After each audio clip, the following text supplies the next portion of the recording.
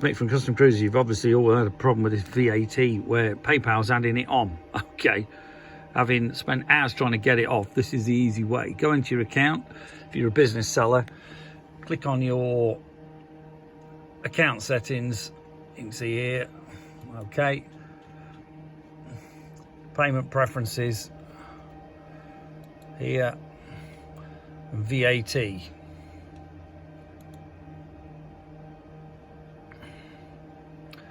What you'll find in here, I've actually deleted it so you can't see it, but in here you will see domestic VAT 20% ticked. All you do is you go delete the VAT, which I have done.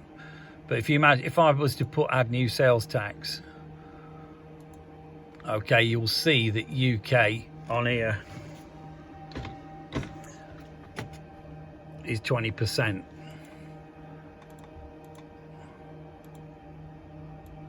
Okay, and that's in and active, and that's what you'll find was in there. Okay, all you got to do is go into here and delete confirmation, yes, and that's it. That's how simple it is. But I was on online help for ages and I just pulling my hair out. If you want any motorbike bits, go to customcruises.com anyway. Cheers.